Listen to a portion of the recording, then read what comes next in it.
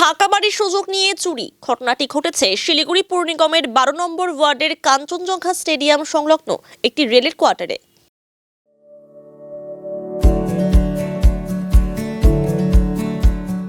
Pampered, not just a hospital, but a mother. গত 14 ফেব্রুয়ারি চিকিৎসার জন্য চেন্নাইয়ে যান রেলের কোয়ার্টারে থাকা প্রদীপ সরকার ও তার পরিবার। এরপর আজ ভোরে বাড়িতে পৌঁছান তারা। দরজা খুলতেই চুরির ঘটনা নজরে আসে। তালা ভেঙে ঘরের সমস্ত জিনিস নিয়ে চম্পট দেয় চোরের দল। ঘটনার পর পানিট্যাঙ্কি ফাঁড়ির পুলিশকে খবর দেওয়া হয়। পুলিশ পৌঁছে গোটা বিষয়টি খতিয়ে দেখে। এদিকে পুলিশ চলে যাওয়ার পর ফের জানলা ভেঙে চুরির উদ্দেশ্যে ঘরে ঢোকার চেষ্টা করে এক যুবক। সেই সময় বুঝতে পেরেই তাকে হাতে নাতে ধরে ফেলেন প্রদীপ সরকার। পরে সেই যুবককে পুলিশের হাতে তুলে দেওয়া হয়।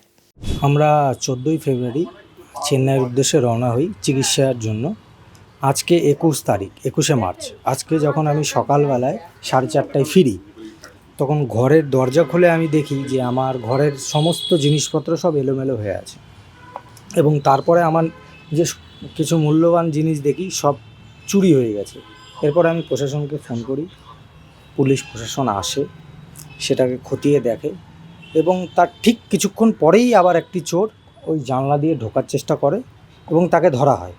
ধরা হওয়ার পরে তাকে আমি প্রশাসনের হাতে দিয়েছি, পুলিশ প্রশাসনের হাতে, এবং আনুমানিক আমার যা জিনিসপত্র চুরি হয়েছে, ফ্রিজ, টিভি, মাইক্রো ওভেন দুটো, ইন্ডাকশন দুটো, গ্যাস সিলিন্ডার দুটো, ফ্যানগুলো চুরি হয়ে গেছে, এবং যাবতীয় আরও যত জিনিস আছে, কিছু সামান্য পরিমাণে সোনার জিনিস ছিল, কিছু রূপো ছিল, কিছু ক্যাশ ছিল, সব চুরি করে নিয়ে চলে গেছে।